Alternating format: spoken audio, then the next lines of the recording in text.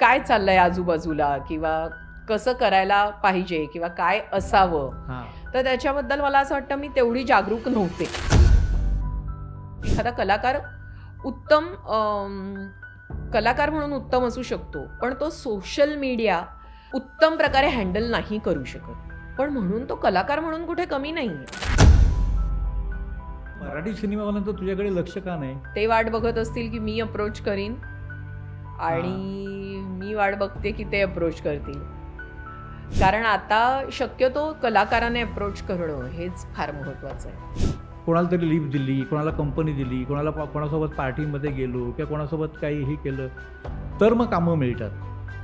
हो, म्हणजे असा त्यांचा अनुभव आहे ना, की ज्या एकट्या पडल्या आहेत किंवा ज्या असं काही करत नाहीत, त्यांच्याकडे काम नाहीये असं जर त्या हां. आणि पुन्हा ती मुलगी कुठल्या वयात आहे आणि तिची समज काय आहे आत्ता, ह्या सगळ्या धर्तीवर तिला जे योग्य वाटतंय तसं ती करतीये. नमस्कार, मी चित्रपट विश्लेषक दिलीप ठाकूर. इट्स मजा या लोकप्रिय डिजिटल चॅनलच्या #ठाकूर विचारणार सीझन 2 यामध्ये तुमचे पुन्हा एकदा उत्स्फूर्त स्वागत. बघा, आपल्यासमोर चित्रपट, रंगभूमी, मालिका, वेब सिरीज, जाहिरात, इव्हेंट्स, फॅशन शो याच्यातून इतके चेहरे सतत समोर येत आहेत, की आपल्याला असा प्रश्न पडतो, की अरे बापरे! किती म्हणजे हा कलाकार काम करतोय, तो कलाकार काम करतोय, कोणी अनेक वर्ष काम करतंय. आपण ग्लॅमर क्षेत्रामध्ये वावरत असल्यामुळे आपल्याला बऱ्यापैकी का चांगल्यापैकी फोकस मिळावा किंवा आपण फोकसमध्ये राहावं असे काही कलाकार प्रयत्न करतात. तर काही कलाकार असे असतात, की जे आपलं काम वर्षानुवर्ष आपल्या पद्धतीने, आपल्या गतीने, आपल्या पठडीने, आपल्या पद्धतीने, आपल्या स्वभावानुसार करत असतात. ज्यांनी आपली एक गती ठेवलेली आहे, आपली एक शैली ठेवलेली आहे. त्यांची वाटचाल नेमकी कशी आहे, किती आहे आणि त्याकडे ते कशा पद्धतीने पाहतात. आमच्या इट्स मजा या लोकप्रिय डिजिटल चॅनलच्या या स्टुडिओमध्ये आज जी आमची सेलिब्रिटी पाहुणी आहे, तिचं एक विशेष आहे. की मला आता कळलं की म्हणजे 25 वर्ष ती या क्षेत्रामध्ये आहे, म्हणजे आपल्या या मनोरंजन क्षेत्रामध्ये आहे. पण मला असा प्रश्न पडतो की अरे 25 वर्षाच्या वाटचालीमध्ये ती खरंच तितकी लोकप्रिय होऊ शकली का? म्हणावा तसं तिचं कौतुक झालं का? तिच्यावर तसा फोकस पडला का? किंवा ती तेवढी प्रकाशामध्ये आली का? ज्या एखादा कलाकार 25 वर्ष एखाद्या क्षेत्राला देतो, त्यावेळेला त्यांनी एक वेगळ्या म्हणजे एक वेगळ्या लयीमध्ये तो एका टप्प्यावर आलेला असतो. तेच आज आपल्याला जाणून घ्यायचंच आहे आणि ती आहे सृजा प्रभुदेसाई.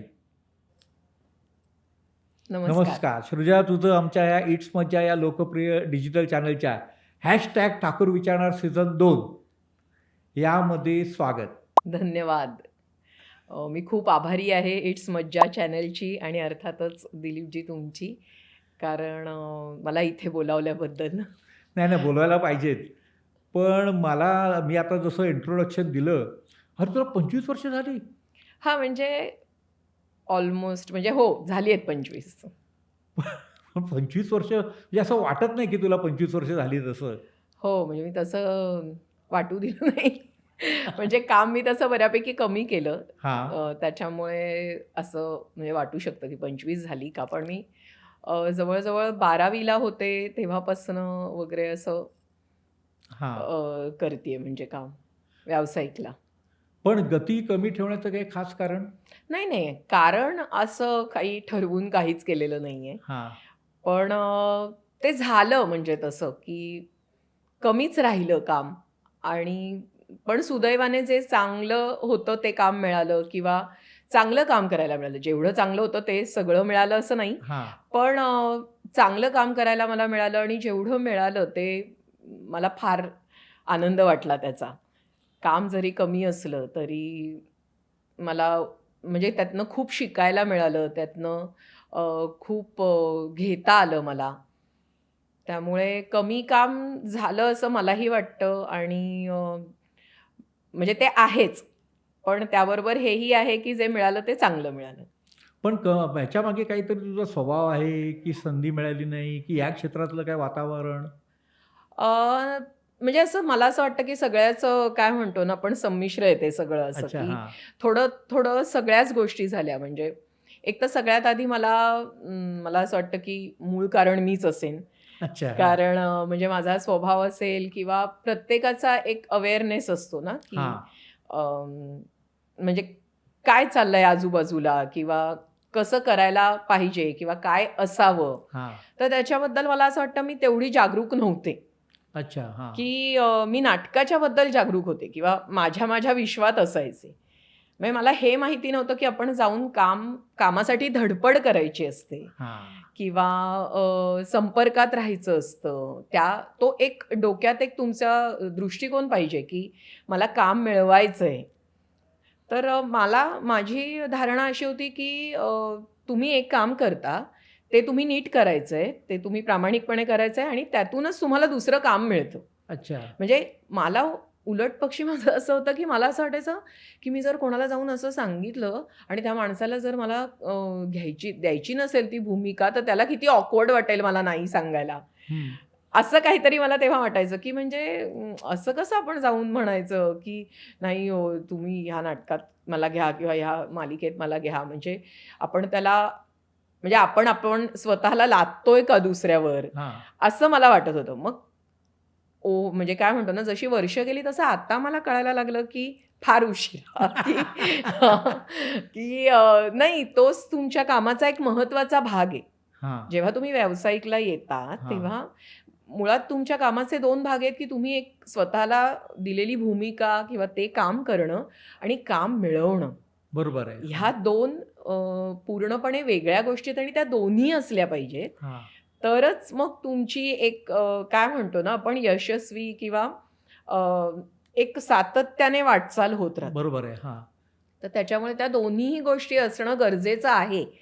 ही जागरूकता मला खूप उशिरा आली. आणि ती आली त्याच्यानंतर ती जमणं आणि मग तो आजूबाजूचा सगळा जसा काळ असतो, तोपर्यंत ते ग्रुप्स तयार झालेले असतात. म्हणजे जेव्हा तुम्हाला जाग येईल, तेव्हा ते सगळं तसंच असेल असं नसतं. बरोबर आहे. तर त्याच्यामुळे मग तिथे इन होणं किंवा त्या ग्रुप्समध्ये शिरणं, हे त्या ग्रुपच्या आणि स्वतःच्या एजप्रमाणे आणि सगळ्या गोष्टी गृहीत धरतात, ते तसं व्यवस्थित होतच असं नाहीये. मग तेही खूप सातत्याने करावं लागतं. बरोबर आहे. तरच मग ते होऊ शकतं. तर त्याच्यामुळे अशी बरीच कारणं म्हणजे झाली आणि उलट मला असं वाटतं, की त्या मानाने मी कमी प्रयत्न करून सुद्धा मला बरं काम मिळालं. अच्छा. हां, म्हणजे माझ्या घरातल्यांचंच असं म्हणणं असतं, की तरीसुद्धा हां. खूप धडपड न करता बरं मिळालं. म्हणजे आता करायला हरकत नाही धडपड असं. पण तू ज्या काळामध्ये आली या क्षेत्रामध्ये, तो काळ असा होता, की बघ दैनंदिन मालिकांचं पीक आलं. म्हणजे आता गेल्या 25 वर्षामध्ये झपाट्याने सगळे बदल झालेले आहेत. हो, हो. आपल्या हातात मोबाईल आला. त्यानंतर न्यूज चॅनल्स वाढली. सगळं कॉर्पोरेटिव्ह आलं. हं. प्रमोशन आलं, मार्केटिंग आलं, माणसाचं दिसणं महत्त्वाचं आलं. एवढं सगळे बदल आले. ह्या बदलाच्या काळात तू आली, की जिथे तुम्ही स्वतःला एक मार्केट करायला पाहिजे. मग ते तुला लक्षात नाही आलं? नाही आलं म्हणजे मला तेच मी म्हटलं त्याच्याप्रमाणे मार्केट करणं हेच मुळात योग्य आहे का? हा एक संभ्रम होता. म्हणजे तेव्हा हां. सुरुवातीला कितीदा मला असं वाटलं, की "अरे, का असं करतायत?" असंही वाटून गेलंय. हं. पण मग जसं म्हणजे तुमचं वय वाढतं, तुम्हाला अनुभव येतात, मग हां. तुम्ही म्हणजे सो कॉल्ड पाठी पडता, असं हां. जे काही तुम्हाला हां. वाटायला लागतं, हां. त्याच्यातनं तुम्हाला असं कळतं, की नाही, तो माणूस स्वतःला मार्केट करत होता, हे चुकीचं नाहीये. हे काम मिळवणं आहे आणि ते तसंच मिळवायला लागतं. हां. कारण की त्याची दुसरी बाजू अशी आहे, की कितीतरी जणं मुंबईतले नसतात. हां. ते इथे येऊन कुठेतरी स्थायिक व्हायचा प्रयत्न करत असतात. घर चालवायचं असतं. ह्या भानगडीत ती जी एक असते ना हिंमत हं. ठेवून ते नेटाने करत राहणं. हां. ते तुम्ही स्थिर स्थावर असाल हां. आणि तुमच्यावर म्हणजे घर चालत नसेल तुमचं, हां. तर मग एक तुम्ही थोडेसे रिलॅक्स असता.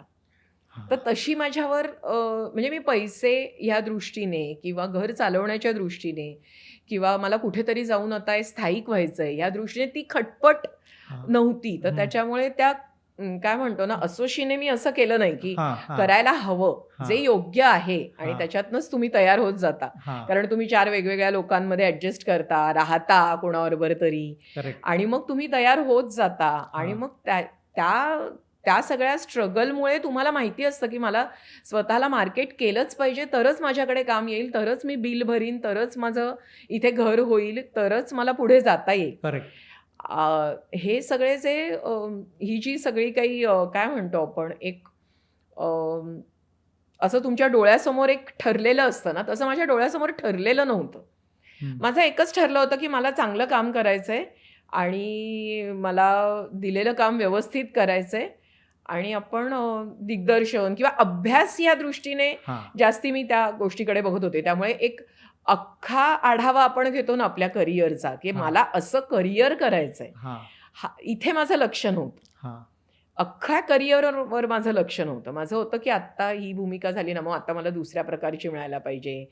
मग अशी सेम नको. पण आपल्याला एका ठराविक काळानंतर काम केलंच पाहिजे आणि घरी बसायचंच नाहीये. असं काही माझे नव्हते विचार नव्हते तसे. तर त्याच्यामुळे त्या सगळ्याचा परिपाक म्हणून त्या वर्ष वाढत गेली, पण काम तितकं झालं नाही. म्हणजे आता कसं वाटतं, की आता आपण आता जो विचार करतोय तो बरोबर आहे? आता मला असं वाटतं मी करते तो विचार योग्य आहे. कारण मला ऑफकोर्स मी म्हटलं त्याप्रमाणे ते मार्केटिंग पटतं. हां, लोक स्वतःच्या खटपटीने, मेहनतीने उभे राहतात इथे. हां, कितीतरी प्रकारे बदलतात, स्वतःला सुधारतात. मग ते तुमचा अभिनय असो, तुमचं दिसणं असो, हां. तुम्ही स्वतःला प्रेझेंट करणं असो, हे लोक शिकत काहीतरी तावून सुलाखून ह्या सगळ्यातनं घडतात. बरोबर आहे. त्याच्यावर त्यांची खूप मेहनत असते. त्यांनी खूप मेहनत घेतली आहे त्या सगळ्यासाठी. हे बघून मला फार आनंद वाटतो, की म्हणजे आपल्याला नाही हे जमलं, हे खरं म्हणजे जमायला हवं. हां, फक्त कामापुरतं काम असलं तर तुम्ही त्या भूमिकेपुरते तयार होता. बरोबर आहे. पण एक माणूस म्हणून किंवा एक स्पर्धा असं नाही, पण तरी पण एक स्वतःची जागा बनवता येणं, त्यासाठी एक विजन असणं किंवा काहीतरी एक डोळ्यासमोर ठेवून काम करणं, ज्याच्यामुळे तुम्ही पुढे, पुढे, पुढे जाऊ शकता. फक्त पैशांच्या दृष्टीने किंवा स्पर्धेच्या दृष्टीने नाही, पण एक सातत्याने काहीतरी त्याच्यातनं नवीन सापडू शकतं, नवीन कलाकारांबरोबर तुम्ही काम करू शकता. त्याच्यातनं तुमच्या ज्ञानात भर पडू शकते. अशा बऱ्याच गोष्टी घडू शकतात. म्हणजे शक्यता वाढतात. अच्छा, बरोबर आहे. पण तुला आता म्हणजे संधी मिळाली ती कशी मिळत गेली? संधी मी म्हटलं तसं नाही मग कृपा. जी आहेत काय उदाहरणं म्हणजे अ, म्हणजे मी पहिल्यांदा म्हणजे मला संधी मिळत गेली. असं हां, मी एकांकिका करतच होते. हां. महिंद्रा कलामंचमधनं महिंद्रा अँड महिंद्रामध्ये माझे बाबा अच्छा. हां. नोकरीला होते आणि त्यांचा स्वतःचा कलामंच होता कंपनीचा. हं. तर तिकडनं संभाजी सावंत जे लेखक आहेत हां, प्रायोगिकचे आणि हां. त्यांच्याकडे त्यांच्या लिहिलेल्या नाटकातनं माझी सुरुवात झाली एकांकिकेने आणि रामकृष्ण गाडगीळ आणि संभाजी सावंत सर स्वतः असं ते दोघं जण म्हणजे लेखन दिग्दर्शन असं करून करायचे. तिथे मला खूप तेव्हा पहिल्यांदा डोळे उघडले, की अरे बापरे! की हे आपण गणेशोत्सवात आणि वाडीत जे नाटक करतो ते आणि ह्याच्यात जमीन अस्मानाचा फरक आहे.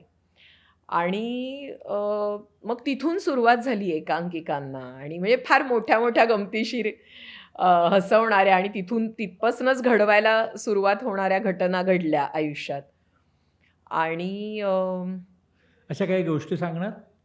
हसवणाऱ्या गोष्टी? हसव हसवणाऱ्या म्हणजे ती जी पहिली एकांकिका मी केली, त्या पहिल्या एकांकिकेतच मला फार उत्कृष्ट भूमिका मिळाली. अच्छा. म्हणजे मी होते मला वाटतं 16 किंवा 17 वर्षांची हं.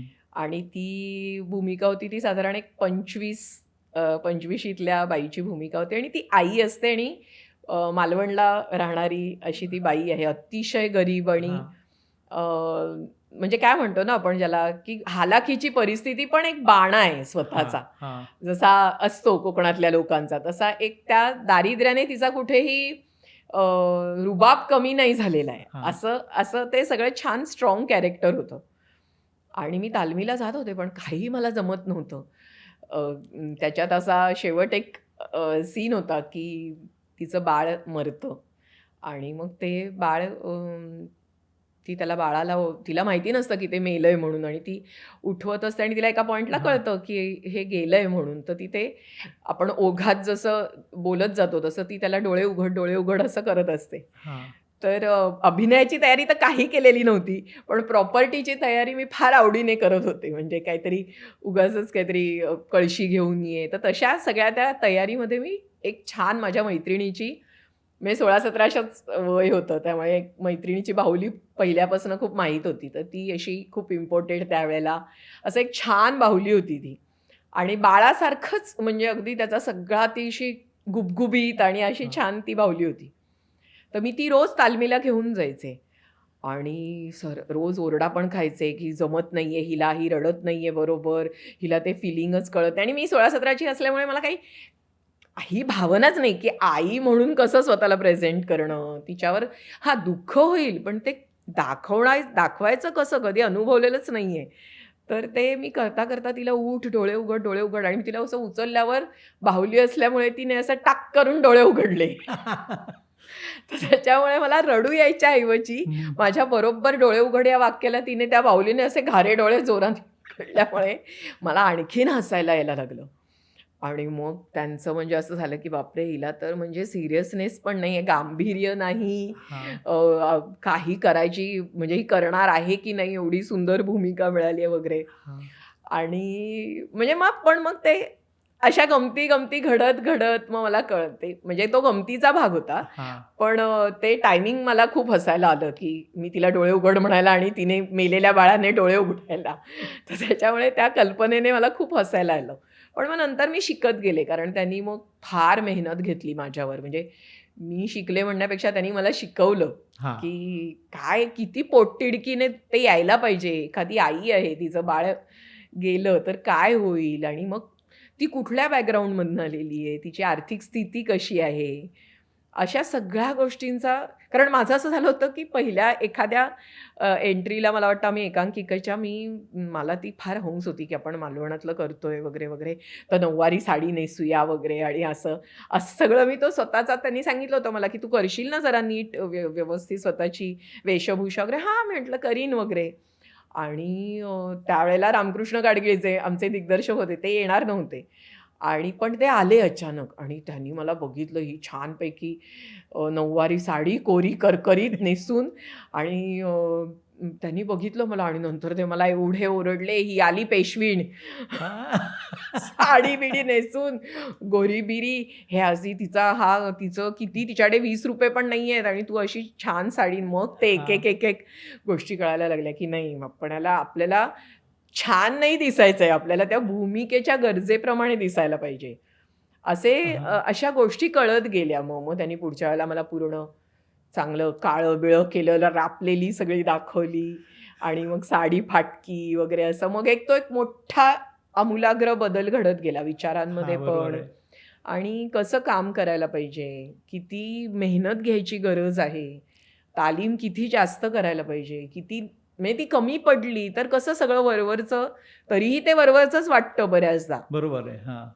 पण तरीही म्हणून मेहनतीत तुम्ही जेवढा त्याच्या आधीचा वेळ आहे तो द्यायला हवा आणि मग त्याची सवय लागत गेली, की नाही आपल्याला जास्तीत जास्त जे आणि सुदैवाने मला सगळे दिग्दर्शक फारच चांगले मिळाले.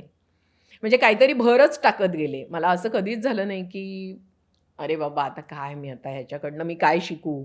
किंवा ह्याच्यापेक्षा मी बरं करीन." असं कुठेही मनात कधी येऊन नाही गेलं. कारण मी असा अ, एक काय म्हणतो ना आपण प्रचंड विश्वास आहे दिग्दर्शकावर. येस, हे महत्वाचं आहे. हां, खूप. कारण की मला असं वाटत राहतं म्हणजे त्यांनी मुभा देणं आणि तू स्वतः विचार कर, हे दिग्दर्शकाने सांगितल्यानंतर तो आपण विचार करणं, हे सगळं योग्यच आहे. पण तरी असं म्हणतो ना, तो एक आधार किंवा ज्याच्या तोंडाकडे आपण बघतो, ज्यावेळेला आपण हवालदिल असतो, की अरे काही येतच नाहीये हातात, कळतंय पण म्हणजे फिजिकली किंवा चेहऱ्यावर किंवा कुठेच ते उतरत नाहीये. त्यावेळेला कोणाचं तोंड पाहावं? बरोबर आहे. हां. तर त्या त्या ज्या व्यक्तीकडे आपण आधार म्हणून बघतो, ती व्यक्ती मला फारच महत्त्वाची वाटते आणि त्याच्या कामाचा जो आवाका असतो, तो बघितल्यावर मला असं वाटतं, की फार म्हणजे मी अवलंबून राहायलाच हवं. कारण त्यानेच मला काहीतरी पुढचा मार्ग दिसतोय. अशी काही उदाहरणं सांगणार? कोणत्या दिग्दर्शकांकडनं काय शिकली? सगळ्याच दिग्दर्शकांकडनं म्हणजे मला भरपूर शिकायला मिळालं. ही एक झाल्यानंतर मी म्हटलं तसं मग मला लगेचच 1-2 वर्षात मला दामू काकांकडे अच्छा. काम करायची संधी मिळाली. हां. पण ते झालं नाही. कारण मला ते म्हणजे काही दामू केंकरेंचं म्हणते ना? हां, हां, दामू केंकरे. तर हां, तू तर चाफेकळी नावाचं एक नाटक होतं. पण तिथे असंच झालं, की नाही मला ती भूमिका जमली. तर हां. त्यामुळे त्यांनी आयत्या वेळेला मग त्यांना तो निर्णय घ्यावा लागला, की नाही आपण दुसऱ्या कोणाला तरी घेऊया. पण तरीही ते काम माझ्या फार उपयोगी आलं. म्हणजे आपण काय म्हणतो ना, की कोणतीही गोष्ट फुकट जात नाही. कोणताही अनुभव फुकट जात नाही. तर मग मला कळायला लागलं की नाही आपल्याला जे येतंय, जे समजतंय, ते तालमीत करून दाखवावं लागतं. हं. माझा थोडासा स्वभाव असा होता, की आपण सगळं आधी करून नाही म्हणजे मला नाही तसं आवडत. एक काहीतरी थोडासा एलिमेंट आपण अ, राखून असतो किंवा राखून असतो म्हणण्यापेक्षा आपण सगळं गोळा करत असतो आणि मग त्याची एक मोठ आपण शेवट बरोबर आहे. बांधत जातो. हां. तर तसं माझं कुठेतरी करणं चालू होतं. त्याच्या आधी एकांकिका मी खूप केल्या होत्या. पण मग जेव्हा मी तिकडे होते, तेव्हा मला हा अनुभव आला आणि दामू काका जेव्हा दाखवायचे इतर इतर कलाकारांना, तेव्हा मला म्हणजे इतकं उत्स्फूर्त आणि इतकं सहज वाटायचं ते, की ते एक मोठं काय म्हणतो ना, दार उघडलं, की असाही अभिनय असतो आणि तो इतक्या सहजतेने म्हणजे मला आठवतंय, की त्यांनी ते नाटक होतं ते बालकवींवर होतं. तर बालकवीनं कविता स्फुरते. तर आता कविता स्फुरणं काय असतं? म्हणजे असं सहज बोलून जातं. त्याला कुठला असा एक रिदम नसतो किंवा त्यांची नजर कुठेतरी हरवलेली असते आणि त्याच्यात स्फुरलेली ती कविता आहे. म्हणजे त्या व्यक्तीलाही नाही माहिती, की आता असं मी म्हणणार आहे. आपल्याला माहितीच नसतं आपण पुढचं वाक्य काय म्हणणार आहोत. पण ते इतकं काहीतरी लयीचं किंवा निसर्गाचं एक काहीतरी जाणवलेली गोष्ट नाजूक, ती हां. कशी म्हणायची हे मी जेव्हा बघितलं किंवा त्यांना म्हणताना बघितलं, ऐकलं तेव्हा असं वाटत गेलं, की म्हणजे फारच म्हणजे काय म्हणतो ना आपण नशीब चांगलं, की म्हणून मला ते बघता आलं. कारण त्याच्यानंतर दामू काकांनी असं म्हणजे हळू-हळू ते तितकं त्यांनी दिग्दर्शन नंतर नाही केलं. म्हणजे मला ती संधी पुन्हा कधी आली असती, की नाही असं माहिती नाही. त्यामुळे मला ते नाटक करायला नाही मिळालं तरी फार छान उत्तम दर्जाच्या गोष्टी बघायला, ऐकायला मिळाल्या. कलाकार भेटले आणि मग त्याच्यानंतर घरोघरी नावाचं एक नाटक होतं. तिथे कविता लाडची रिप्लेसमेंट मी अच्छा. केली हां. होती. आणि मग तिथेही ते राजीव जोशी म्हणून लेखक दिग्दर्शक होते आणि सुहास मावशी होत्या, सुहास जोशी. तेव्हा माझं परत असंच झालं, की म्हणजे मला सुरुवातीच्या काही काळात असं वाटलं, की अरे बापरे! म्हणजे त्यांनी नाटकातलं वाक्य म्हटलं, की त्या खरोखरचं बोलल्या, हेच मला कळलं नाही. अरे अच्छा. इतकं त्यांचं सहजता हां, होती हां. बोलण्यात आणि हावभावांमध्ये. तर त्याच्यामुळे मग असे सगळेच चांगले आणि मुळात फक्त लेखक दिग्दर्शक चांगले मिळाले असं नाही. अख्खी टीम आणि लिहिलेलं नाटक हे फार उत्तम मिळालं मला.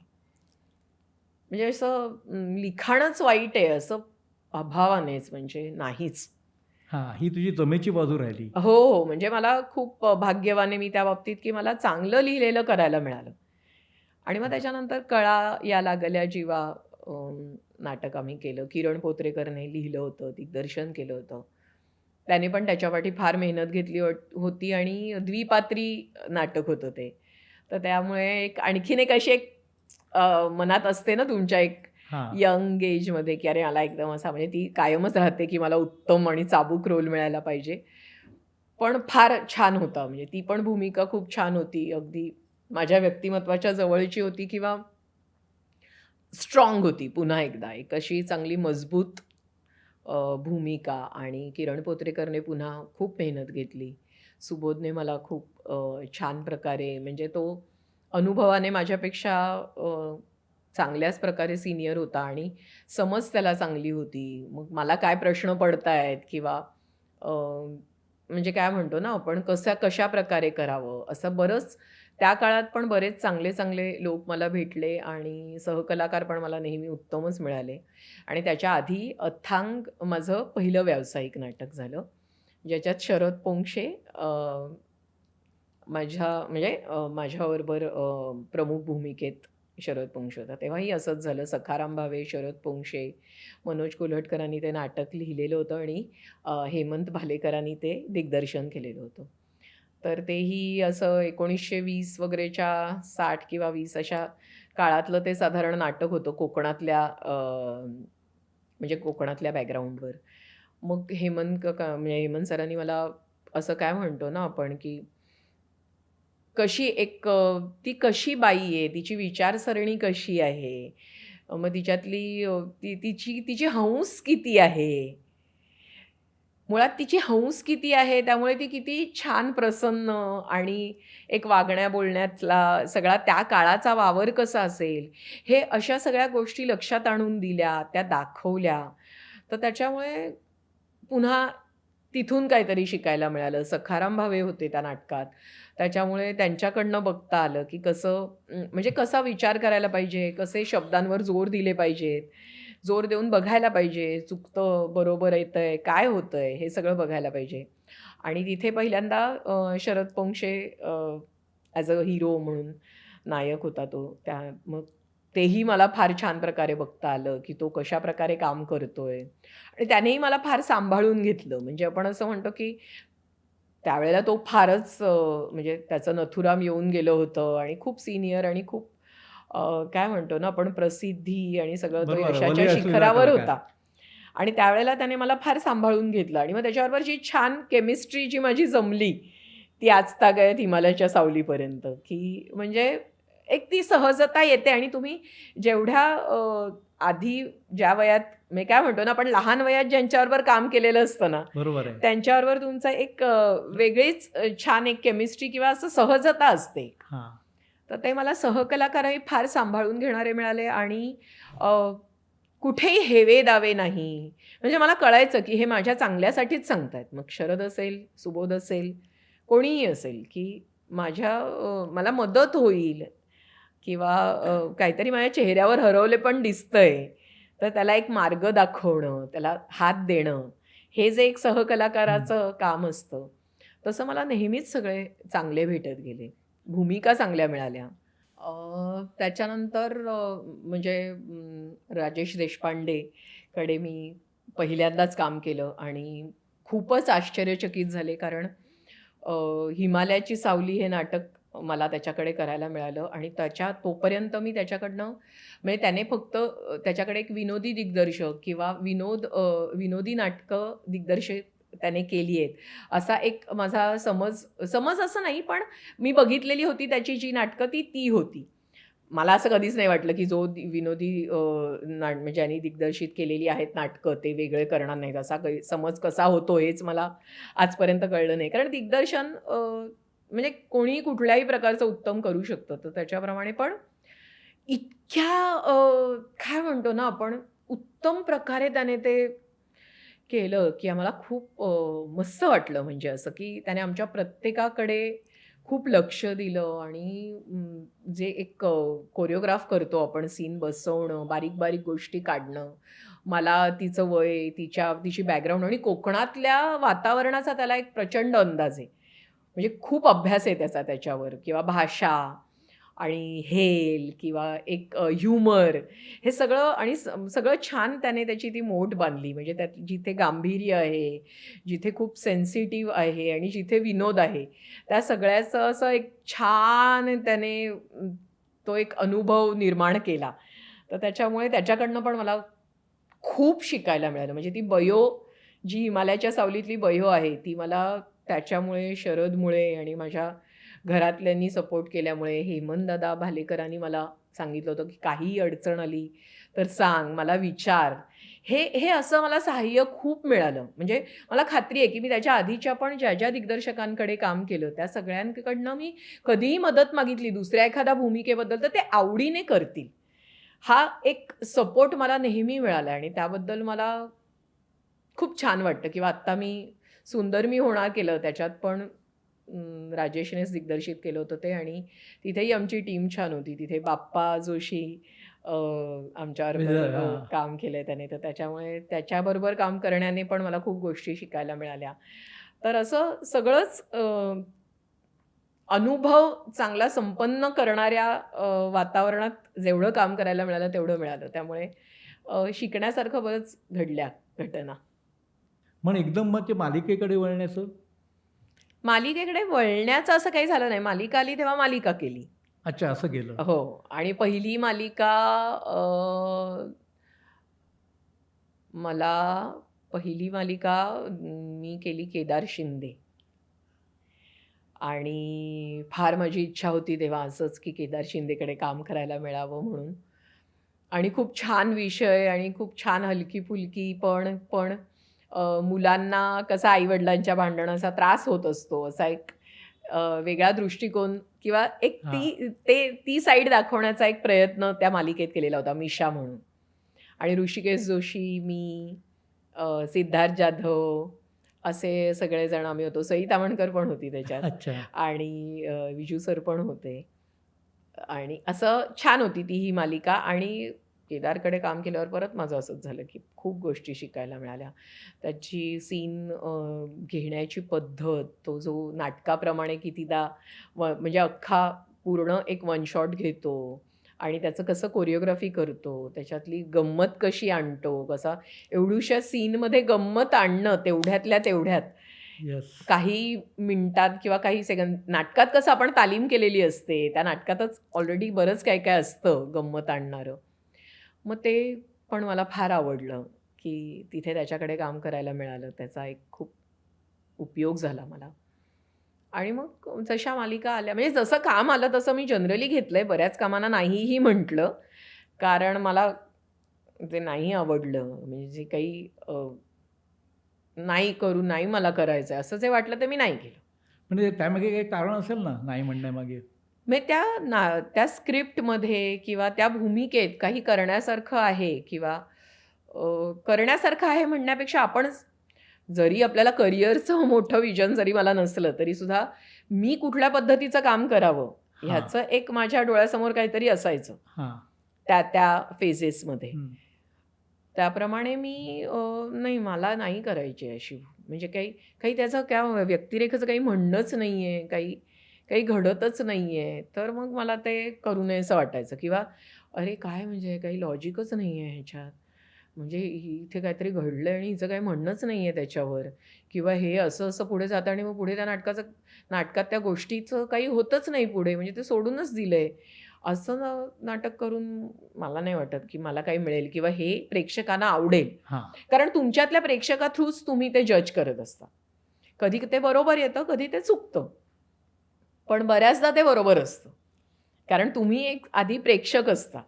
तर असायलाच त्याच्यामुळे पाहिजे. असायलाच पाहिजे. हां. नाहीतर मग तुम्ही तो अंदाजच नाही तुम्हाला येणार. बरोबर आहे. आणि त्याप्रमाणे बऱ्यापैकी ते अंदाज माझे बरोबर येत गेले. त्यामुळे जे एखाद दोन असं असेल, की ज्याला मी नाही म्हटलं आणि मला वाईट वाटलं असं, की आहे एखादं? अरे म्हणजे असं जवळ-जवळ अभावानेच नाही. म्हणजे मला वाटतं कोणतीतरी एक मालिका होती ज्याच्यात म्हणजे ही आपली संभाजीराजेंची जी मालिका आली होती, तर त्याच्यात मला सोयराबाईंची भूमिका बहुतेक मला विचारली होती. असं मला म्हणजे त्यांचं मला त्यावेळेला असं झालं, की मला इतिहासच नीट माहीत नव्हता. अच्छा. हां. तर त्याच्यामुळे ते निगेटिव्ह आहे आणि मी एक निगेटिव्ह तेव्हा 3.5 वर्ष करून झालं होतं. तर ते निगेटिव्ह आहे आणि मग नाही मग मला आत्ता लगेच तशीच सेम निगेटिव्ह भूमिका करायची नाही. पण तेव्हा मला मी म्हटलं त्याच्याप्रमाणे मुळात इतिहास काय आहे? ते कॅरेक्टर किती स्ट्राँग आहे? आणि डोक्यात असं कुठेतरी होतं संभाजीची म्हणजे मोठ्या झालेल्या संभाजीची मी आई कशाला करू? कारण ह्याला आता हां. झाली एक 10-12 वर्ष हां, झाली. तेव्हाची गोष्ट आहे. हां. हां, तर तेव्हाची गोष्ट असल्यामुळे तेव्हा असा तो एक नाही. मग आपण आत्ताच असं कारण आपल्या इथे होतं तसं. हो. तुम्ही जी भूमिका घेता त्या भूमिकेवरनं तुम्हाला पुढच्या मिळणाऱ्या भूमिका जज केल्या जातात, की अरे हे आता ही ते असं करणार. अरे आता ती ती चांगलं करते. अरे तू दुसरं करून बघ ना. ट्राय करून बघ तुम्ही. आणि मला असं म्हणायचं, तुम्ही दुसऱ्यालाच लिमिट करताय असं नाही, तुम्ही स्वतःलाही लिमिट करताय.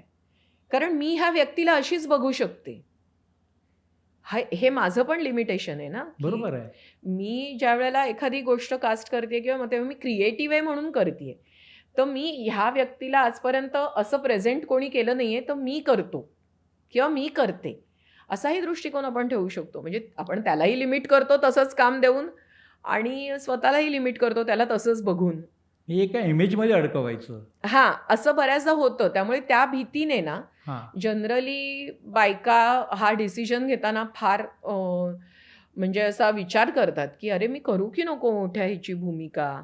आणि मग दुसरं इतका उर्मटपणा असतो ना आपल्या इथे कधी-कधी, की जो कोणी कास्टिंगसाठी फोन केलेला असतो तो एक रँडम माणूस असतो.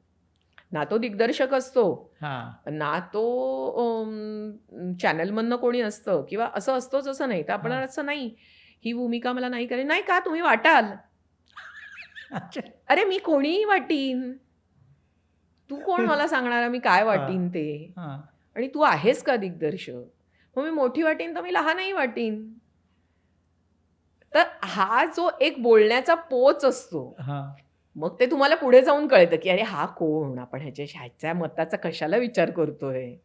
हे यायला पण एक वेळ येते. नुकसान व्हावं लागतं. नुकसान. हे हे यायला पण एक मॅच्युरिटी यावी लागते आणखीन. तो हां. काय म्हणतो ना, ते वय पाठी सोडावं लागतं. हं. त्याच वयात ते कळणं हा खूप हां. हुशार गुण आहे. म्हणजे तो बरोबर काय आहे. म्हणतो ना, ते ते कळलं त्याच वयात तर जास्ती चांगलं, की म्हणजे नाही हा कोण आहे आणि मी ह्याचं कशाला मना लावू, ह्याला नाही कळत आहे.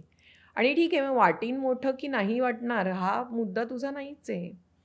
तर त्याच्यामुळे मला करायचं आहे किंवा मला नाही करायचं आहे, असे ऑप्शन्स आपण त्या वेळेला सिलेक्ट करतो. तर मला एखादंच असं काहीतरी नुकसान झालेलं आठवतंय. पण अदरवाईज मी बऱ्यापैकी बरे निर्णय तसे घेतले. पण असं काही कामासाठी असा फोन येतो, ही काय आता एक पद्धत झाली आहे का? की अरे म्हणजे आम्ही कास्टिंग डायरेक्टरचं असं नाही, की तुमचं एक रील करून पाठवा, 5 मिनिटाचा एक हे व्हिडिओ करून पाठवा. मला तरी अजून असा कधी अनुभव आला नाही. म्हणजे ऑडिशन द्या, हां. जे असलंच पाहिजे. म्हणजे हां. आता कामाची पद्धत त्या काळानुसार बदलते. पूर्वी हो. असं होतं, की अरे दिग्दर्शकाला एक अंदाज यायचा, की काय म्हणतो ना आपण, ही भूमिका करेल, हां. हिला मी हिच्याकडनं असं काम काढून घेईन. हां. असा एक तो काळ होता. हां. आता काय म्हणतो ना आपण, पदं जास्ती बनत गेली आहेत. म्हणजे हां. वेगवेगळ्या कामांसाठी वेगवेगळी माणसांची योजना झालेली आहे. तर त्याच्यामुळे प्रत्येकजण ऑडिशन एक घेणारा, हां. मग त्याला शॉर्टलिस्ट करणारा, मग आणखीन कोण, अशा प्रकारे ते घेतात. आणि खर्च पण खूप वाढलाय. एखाद्या प्रोजेक्टवर हो. करण्याचा खर्च खूप हो. वाढल्यामुळे हो. ते शक्यतो काळजी घेतात, की हां. अरे ह्या लूकमध्ये आपल्याला अपेक्षित आहे तशी ही व्यक्ती दिसतीये का? हां. मग आपण त्याला कॉस्ट्यूम करूया तसे. तो हां. लूक देऊया, ती ऑडिशन. त्यामुळे ऑडिशनबद्दल तर काही हां. मला नाही वाटत, की त्याच्यात काहीही हां. चूक आहे. तुम्ही कितीही, आणि मोठे कलाकार जाऊन ऑडिशन देतात. तर ऑडिशन ही असलीच पाहिजे, किंवा असली तरी काहीच हरकत नाही आणि नसली तर काहीच हरकत नाही. पण त्या पद्धतीने होतं. पण मला असं काही कुठलं रील करून पाठवा किंवा असा मला तरी अनुभव नाही आलाय. हां. ऑडिशन करून पाठवा येतो. पण आता जो एक नवीन ट्रेंड आलाय, हं. की ज्याला सोशल मीडियावर खूप फॉलोअर्स आहेत, त्याची निवड करावी. हं. हे नवीन ट्रेंडबद्दल काय म्हणशील? अर्थातच ते फार काय म्हणतो ना आपण, की मुळात असं होतं का? म्हणजे हे होतं. ज्यांचे फॉलोअर्स जास्ती आहेत त्यांना कास्ट केलं जातं. हां. पण ते कुठल्या अभ्यासपूर्वक तो निर्णय घेतात का? किंवा त्यांना कधी असा अनुभव आलाय का, की ह्यांना घेतल्यामुळे ते प्रोजेक्ट यशस्वी होतं किंवा त्याचा काहीतरी फायदा होतो, हां. असा त्यांना अनुभव आलाय का? आणि म्हणून ते असं करतायत का? मला माहीत नाही. पण हां. मला ते अयोग्य वाटतं. कारण की आता एखादा म्हणजे काय म्हणतो ना, एखादा कलाकार उत्तम कलाकार म्हणून उत्तम असू शकतो. पण तो सोशल मीडिया उत्तम प्रकारे हँडल नाही करू शकत. कारण ना त्याला तेवढ्यात रस आहे, ना त्याला त्याचं तेवढं ज्ञान आहे. ना सातत्याने आज मी काहीतरी टाकायला पाहिजे म्हणून तो काहीतरी घडवून आणतो किंवा जे घडलंच नाहीये ते घडलंय असं दाखवतो. हे सगळ्या गोष्टी त्याला जमतीलच असं नाहीये. पण म्हणून तो कलाकार म्हणून कुठे कमी नाहीये. नाही, बरोबर आहे. तुम्ही त्याला हां, काम दिलत तर हां. तो उत्तम प्रकारे करेल. कदाचित तो ज्याचे फॉलोअर्स जास्त आहेत त्याच्याही पेक्षा उत्तम करेल. कारण त्याच्यात त्याचा अनुभव आहे. त्याला ते करावंसं वाटतं. त्याला ते आवडतं. म्हणून तिथे त्याचा रिझल्ट खूप चांगला आहे.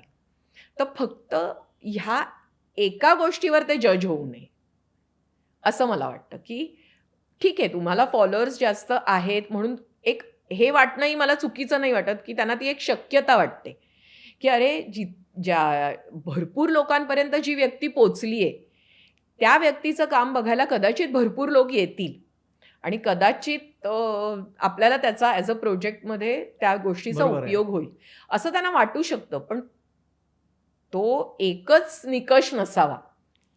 अगदी बरोबर, की काही की सेकंदाचं काम बघून त्याला लगेच हां, की आपण अरे म्हणजे मग हीच किंवा मग हाच, असं नसतं. हां, असं नसायला पाहिजे. हां. कारण मग तेच मग त्या ठीक आहे ना, मग तुम्हाला तेच आणि तसं होऊनही गेले आता म्हणजे असं आहे की अ, सगळेच उत्तम काम करतात, खरं सांगायचं तर. स्पर्धा आहे ना. हां, स्पर्धा आहे आणि सगळं आजूबाजूचं म्हणजे मला असं नेहमी वाटतं, की पूर्वी कसं होतं ना, की थोडेच लोक थोड्याच लोकांना असं वाटायचं, की मला नाटकात काम करायचं आहे, मला ॲक्टिंग करायची आहे, मला आणि त्यांनाही फार कौतुकाने बघणारा आजूबाजूचा सगळा काय म्हणतो ना, आजूबाजूचं कुटुंब, आजूबाजूची अ, म्हणजे आपण जिथे शेजार हां, किंवा हां. शाळा हे प्रत्येकाला चांगलं मिळेलच असं नाहीये, ह्या गोष्टीचं कौतुक करण्यासारखं. बरोबर आहे. पण आता असं झालंय, की म्हणजे जो जन्माला येईल त्याला जवळ-जवळ ॲक्टिंग करायची आहे. म्हणजे कारण की सतत रील्स, सतत फिल्म्स, सतत गाणी, सतत काही ना काही घडत असल्यामुळे त्याचं प्रमाण प्रचंड वाढलंय आणि टॅलेंटची तर दिवसेंदिवस काय म्हणतो ना आपण, कमी नाहीच आहे. म्हणजे नाहीये. मला असं वाटतं वाईट काम जवळ कोणी अभावानेच करतात म्हणजे. एवढं सगळेजण कामात पण म्हणजे खरंच तेही आहे. जसं हे आहे, की प्रत्येकाला करायचंय. पण आपण असं नाही म्हणू शकत, की ते वाईट करतायत. म्हणजे ते करतायतही चांगलं. तर हां. मग आता काय करावं? हा प्रश्न आहे, की म्हणजे ते फक्त मला असं वाटतं, की ते खूप ऑर्गॅनिक असावं. म्हणजे 4 लोकांनी मला छान म्हणावं म्हणून मी ॲक्टिंग करायची आहे असं नसावं. करेक्ट, खरं आहे. किंवा असं नसावं, की मला कॅमेऱ्यात दिसायचंय, मला छान नटायचंय, मला हे करायचंय म्हणून मी नाटकात यावं, म्हणून मी सीरियलमध्ये यावं. हे खूप मॅनेज्ड केलेली इच्छा आहे. बरोबर आहे. कारण त्याचा उद्देशच मुळात वेगळा आहे आणि नाटक म्हणजे अभिनयातच करायचंय ह्याची म्हणजे हे त्याचे काय म्हणतो ना आपण बाय प्रॉडक्ट्स आहेत, की चांगलं दिसणं, लोकांनी चांगलं म्हणणं किंवा ते होतं ओघाने, पण त्याची फार जबाबदारी आहे. त्याच्यासाठी आपल्याला खूप मेहनत घ्यावी लागेल आणि फक्त मला छान दिसणारीच भूमिका नाही करायची आहे. मला कदाचित त्याच्यासाठी फार कष्ट पण घ्यावे लागतील, हाल पण होतील, बोलणी पण खावी लागतील. ह्या सगळ्यातनं गेले तरीसुद्धा मला तेच करायचं आहे. असं आणि काहीतरी त्याच्यातनं तुम्हाला एक न सांगता येण्यासारखं मिळत असतं. म्हणजे तुम्ही ते ठरवून केलेलं नसतं, की आम्ही हे आवडून घेईन आणि मला असं-असं करायचंय, मला पोर्ट्रे करायचंय स्वतःला, मला लोकांनी अ, छान म्हणायला पाहिजे, लोकांनी ओळखायला पाहिजे म्हणून मी करीन. असं ते नसतं, जे ऑर्गॅनिक असतं ते. तर त्याच्यामुळे ते तेवढ्या सहजतेने म्हणजे ते मला पूर्वीचं फार आवडतं, की खूप कमी जणं आता पण खूप कमी म्हणजे आता काय आपण म्हणतो ना, की बरेच जणं बरेच कष्ट सोसून प्रायोगिक चालवतायत आणि अ, नाटकासाठी पण व्यावसायिकला पण कितीतरी कष्ट आहेत आणि कितीतरी पैसा त्यांना घालावा लागतो आणि खूप रिस्क ते घेतात. त्याच्यामुळे त्याही गोष्टी आहेतच. पण थोडंसं म्हणजे ती खटपट पण असते. सगळं छान-छान आहे आणि तेवढाच पार्ट असं नाहीये. आता मालिकांचा विषय चाललाय म्हणून विचारतो. तुझे पैसे बुडालेत, की तुला चांगले निर्माते मिळाले, की वेळेवर पैसे नाही, देणारे? नाही, नाही. माझे कधीच पैसे बुडाले नाहीत. मला सगळे निर्माते चांगले मिळाले. हां, ही पण एक बाजू आहे. हो. कारण पैसे बुडण्याबद्दलच्या गोष्टी चर्चेमध्ये येतात म्हणून हो. विचारलं मी. नाही, नाही. माझे कधीच नाही बुडालेत. म्हणजे तू म्हणजे तुला निर्मिती संस्था चांगल्या मिळाल्या, की तुला विश्वास होता की बुडणार नाहीत? मला निर्मिती संस्था सगळ्या चांगल्या मिळाल्या.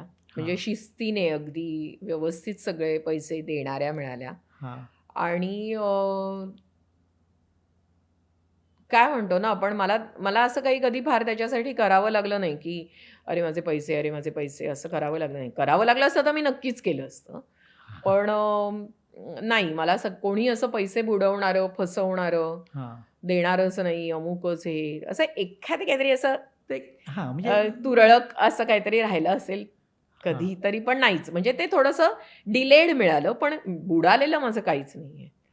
हां. ही एक चांगली साईन आहे. हो, हो. बरोबर आहे ना? पण म्हणजे आणि दुसरं एक आहे, की आपल्या क्षेत्रात नशीब किती आहे? सगळ्याच गोष्टीत नशीब किती आहे ह्याचा माझा सारखा विचार चालू असतो. पण मला अजून उत्तर मिळालेलं नाहीये. कारण फक्त नशीब आहे असंही नाही म्हणू शकत. कारण काय म्हणतो ना आपण, मी बघितलंय की लोक खटपट करतात, मेहनत घेतात आणि खूप वर्ष घेतात. त्याच्यानंतर त्यांना ते यश मिळालेलं असतं. हे मी बघितलंय, अनुभवलंय. म्हणजे आपल्याला कितीदा असं होतं, की आपण एखादी हिंदी फिल्म बघतो, वेब सीरीज बघतो, नाटक बघतो, मराठी बघतो आणि आपल्याला "अरे, हा कुठून आला? हा सॉलिड ॲक्टर आहे किंवा काय काम करतो. कुठून आला ना, कुठून आहे?" अरे नाही, कुठून नाही. तो केव्हापासून करत होता खटपट. आत्ता त्याला ते एक नावारूपाला आलंय त्याचं हां, काहीतरी, एक त्याला हां, त्याच्या तोलामोलाचं काहीतरी मिळालंय आणि म्हणून आत्ता आपल्याला ते दिसतंय. हां, पण कदाचित तो मेहनत खूप वर्षांपासून घेत होता हां. आणि आपल्याला दिसत नव्हता. आणि मी बघते, की आताची मुलं पण जी आहेत, यंगस्टर्स जी, ते फार मेहनत घेतात. म्हणजे त्यांचं सतत डोकं चालू असतं, की मला इथे फोन करायचा आहे, मला तिथे जायचं आहे, इथे ऑडिशन आहे, मला तिथून तिथे जायचं आहे, मला इथे जाऊन ह्याला भेटायचं आहे. मग हा ह्याचा CEO आहे, हा ह्याचा डिरेक्टर आहे, हा प्रोजेक्ट हेड आहे, हा चॅनल हेड आहे. हे सगळं त्यांना माहीत असतं. माझं तर कितीदा असं झालंय, की मला ही समोरची व्यक्ती कोण आहे, हे माहीत नसल्यामुळे मी त्यांच्याशी हसले नाहीये आणि त्यांना वाटलंय, की मी आखडू आहे हां, किंवा मला कसला तरी गर्व आहे हां, किंवा व्हॉटेव्हर. म्हणजे हां, हे का होतं? कारण अवेअरनेस नाही हां. आणि तो ह्या आत्ताच्या मुलांमध्ये प्रचंड अवेअरनेस आहे. त्यामुळे आपण पैसे किती सांगावेत, कोण कुठल्या हुद्द्यावर आहे, कोणाची काय पोहोच आहे आणि हा जो एक स्मार्टनेस जो प्रचंड आवश्यक आहे तुमच्या करिअरसाठी, हां. तो त्यांच्यामध्ये आहे आणि ते तेवढ्यासाठी मेहनत पण घेतायत. असं काही त्यांच्या पदरात येऊन पडत नाही ना नाही. कुठेतरी हां, आकाशातनं. ते हां, ते तेवढे जागरूक राहतात. चांगले कान, डोळे सगळं उघडं असतं आणि सगळा चालू असतो शोध घेणं. हां. आणि जे म्हणजे आत्ताच्या काळात नव्हते, पण जे म्हणजे माझ्या काळातले किंवा त्याच्या आधीच्या काळातले, त्यांनी खूप मेहनत घेतलेली आहे. त्यामुळे मी असं 100% नाही म्हणू शकत, की नशिबावरच सगळं असतं. पण अर्थात अ, असं म्हणू शकतो, की तो अवेअरनेस असणं पण नशिबात असावं लागतं किंवा काहीतरी तुम्ही खटपट केलीत, की मग नशीब तुम्हाला साथ द्यायला विचार करेल. पण घडवावं स्वतःलाच लागतं. म्हणजे तुम्ही स्वतःपासून पळून नाही जाऊ शकत, की नक्कीच. मला कोणीतरी माझं नशीबच वाईट रे, असं मी माझ्या बाबतीत तरी नाही म्हणू शकत. कारण मी तेवढी खटपट केली नाही आणि म्हणून ते तेवढं घडलं नाही. ही समज तरी मला आहे. नाही नशीब म्हणजे आपल्याकडे कसं असतं, की अरे ती भूमिका आहे ना नशिबाने मला मिळाली. हां, तसं मी म्हणू शकते. अच्छा झालं तुझ्या बाबतीत? हो, म्हणजे मला ज्या चांगल्या मिळाल्या त्या मला नशिबानेच मिळाल्या आहेत. फक्त नशिबाने मिळाल्या आहेत आणि काय म्हणतो ना, इच्छा, की छान काम मिळावं, चांगलं हां, शिकायला मिळावं, चांगले दिग्दर्शक मिळावे, चांगली संहिता मिळावी. हां. ह्या सगळ्या इच्छांमुळे आणि नशीब. म्हणून जे मिळालं ते मला नशिबानेच मिळालंय आणि त्याच्यावर तू मेहनत घेतली. आणि मग मी त्याच्यावर मेहनत घेतली. पण एवढं सगळं आहे, तर मग मराठी सिनेमावाल्यांचं तुझ्याकडे लक्ष का नाही? जिथे आज म्हणजे गेल्या 15-17 वर्षात दरवर्षी 100 पेक्षा जास्त मराठी चित्रपट बनतायत. हो, म्हणजे आपण डिजिटलच्या युगात आलो, तेव्हा संख्या वाढली. म्हणजे आता 2025 मध्ये सुद्धा 110 मराठी चित्रपट रिलीज झाले. हो. आता बऱ्याच फिल्म बनतायत. रिलीज झाले, त्यानंतर काही रिलीजसाठी तयार आहेत, काही सेन्सॉर होऊन तयार आहेत. पण तू का नाही? मी पण विचार करत असते हा. पण मी म्हटलं त्याच्याप्रमाणे अ, तसंच असेल की ते वाट बघत असतील की मी अप्रोच करीन आणि मी वाट बघते की ते अप्रोच करतील. कारण आता शक्यतो कलाकाराने अप्रोच करणं हेच फार महत्त्वाचं आहे. कारण की त्यांना खूप ऑप्शन्स आहेत. खूप टॅलेंट आहे. त्यामुळे एका ठराविक व्यक्तीमुळे काही अडेल असं मोठ्या-मोठ्यांचं पण घडत नाही. तर तिथे मी ही अपेक्षा करणं हे मला रास्तच वाटत नाही. आणि कुठे काम चाललंय हेच मला आधी फार कमी वेळेला माहिती असतं, की आपण आता वेळेत फोन करावा आणि त्यांना सांगावं, की बाबा करणार आहे. कारण मी करते तेव्हा ते कोणी असं म्हणालेच नाही आहेत कधी, की आत्ता आम्ही करतोय कास्टिंग. हां. त्यांचं जनरली तेव्हा एक प्रोजेक्ट जस्ट संपलेलं असतं. ते दुसऱ्याला लागलेलं नसतात कामाला. हां.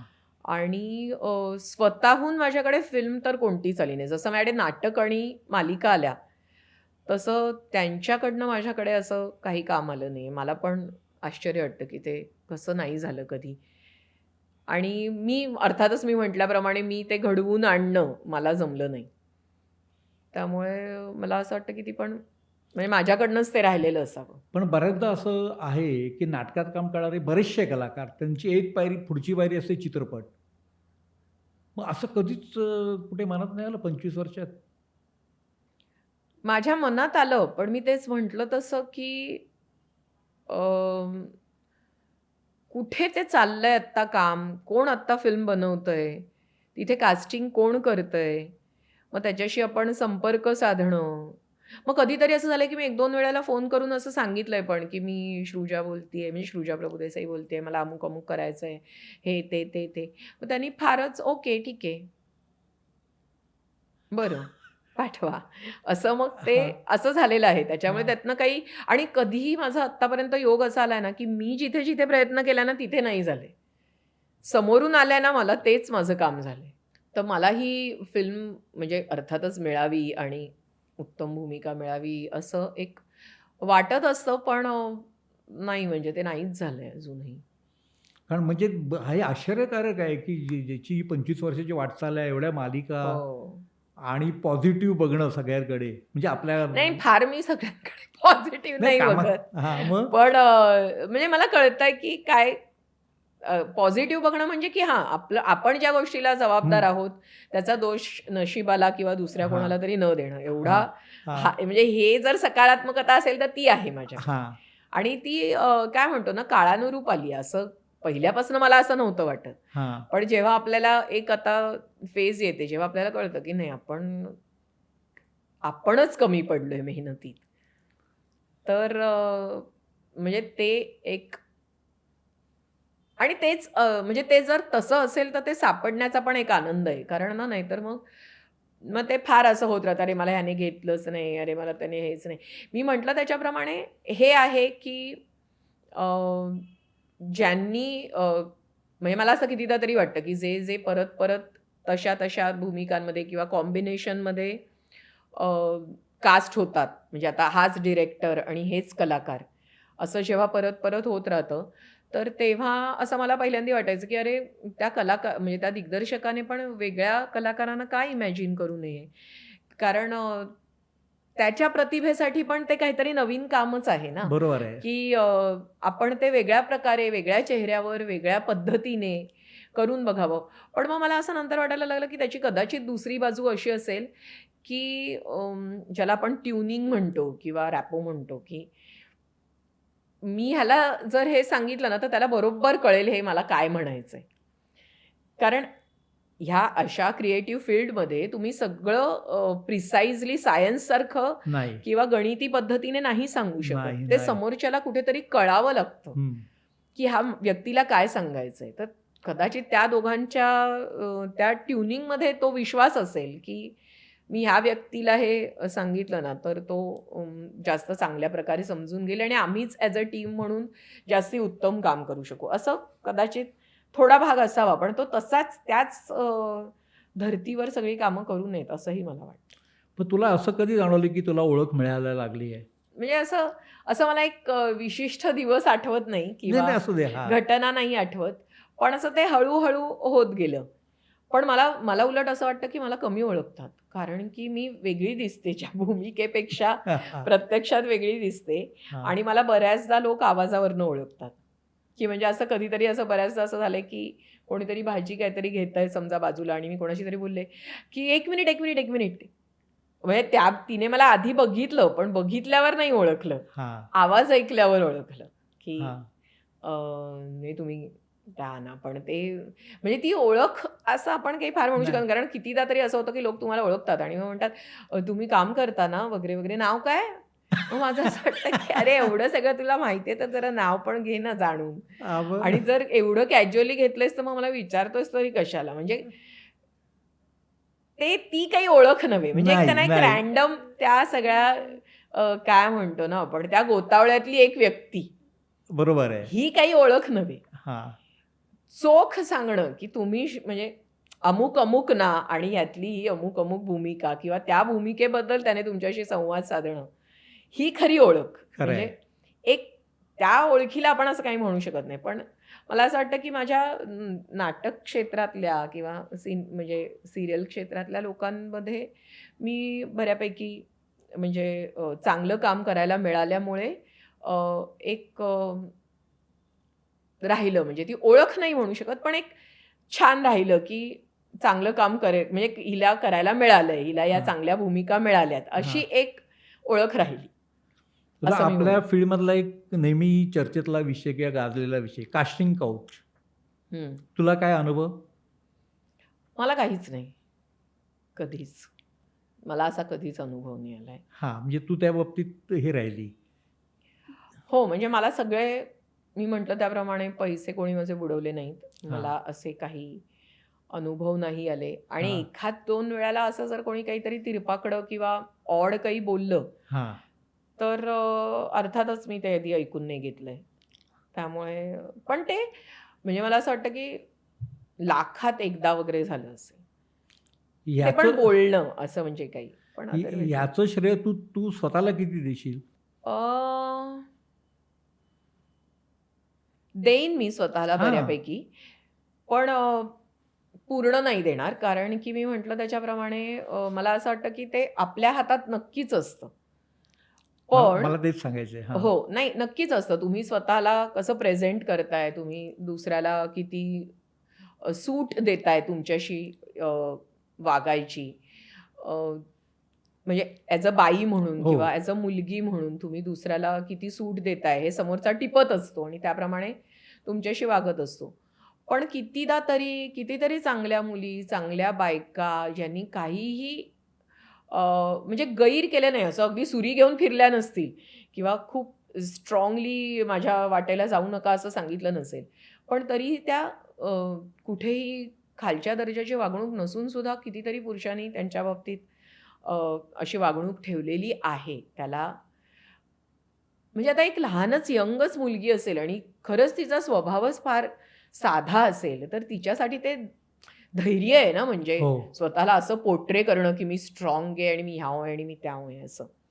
मी त्याचप्रमाणे म्हटलं तसं, की मी मुंबईतच असल्यामुळे मला तो एक तसं माझी काय म्हणतो ना, आम्हाला मोठंच आई-बाबांनी असं केलंय, की एक आत्मविश्वास दिलाय. म्हणजे मला आठवतंय, की माझ्या बाबांनी मला व्यावसायिकला गेल्यावर कधीही पैसे किती मिळतायत हा प्रश्न विचारलाच नाही. माझ्या बाबांनी मला सांगितलं होतं, "2च गोष्टी बघ तू, की एक माणसं कशी आहेत, जिथे तू काम करतेस तिथे आणि तुला भूमिका काय आहे, दिग्दर्शक कोण आहे आणि नाटक किंवा जी काही संहिता तू करतीयेस मग ती कशाचीही असेल, ती काय आहे? पैसे हे तुझं आत्ता काम नाही."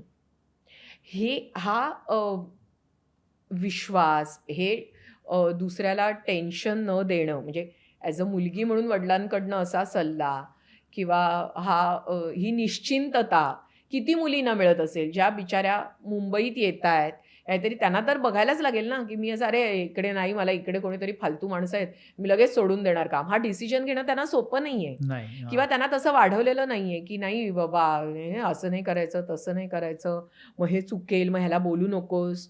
मग आपण असं थोडंसं असंच असतं. असं ज्या मुली ऐकत आल्या आहेत, त्यांना कळायला वेळ लागेल ना, की मी याचा विरोध करू शकते. त्यांना कोणाचा तरी पुश लागेल, त्यांना कोणाचं तरी बॅकिंग लागेल, कोणीतरी तिकडचे सहकलाकार असतील. बरोबर आहे. की ज्यांनी थोडंसं म्हणजे की काही नाही होणार, घाबरू नकोस, असं झालं ना तर सांग. किंवा ह्या ह्या अशा पद्धतीचं काहीतरी कोणीतरी त्याला एक करावं लागतं. कारण उपजत प्रत्येकाकडे असेलच असं नाहीये ते. आणि ज्याच्याकडे उपजत असतं त्याच्या बाबतीत पण प्रसंग घडल्यावर धडधडतंच त्यालाही. बरोबर आहे. म्हणजे अगदी. त्या व्यक्तीला ती बाई कितीही मोठी असली वयाने, कितीही अनुभव येऊन गेलेले असले तरी मग ती धडधडीवर मात करून ती व्यक्ती काहीतरी करते. पण ते धडधड असतेच ना ती, किंवा तो संताप असतोच. म्हणजे ते हलायला होतंच तुम्हाला तिकडे, की अरे का? कशासाठी? पण ते व्यक्त प्रत्येकाला व्हायला मिळेलच असं नाही. त्यामुळे तुम्ही स्वतःला कॅरी कसं करता किंवा तुम्ही स्वतःला कसं पोर्ट्रे करता हे जितकं महत्त्वाचं आहे, तितकं ते हळू-हळू घडत जातं कधी-कधी. किंवा काही-काही म्हणजे आता मला असं वाटायला लागलंय, की काय माहिती, की कोणी काहीतरी ठरवलंय, मग त्याच्यात आ काय म्हणतो ना आपण, आता आपण हे ज्याचं त्याने ठरवायचंय, की मी कुठल्या अटींवर आणि मी कुठल्या अटींविना काम करायचं. कुठपर्यंत मला जायचंय. आणि आता मला ओव्हर द पिरियड त्याच्यात काहीच चूक बरोबर वाटत नाही. अच्छा. हां, म्हणजे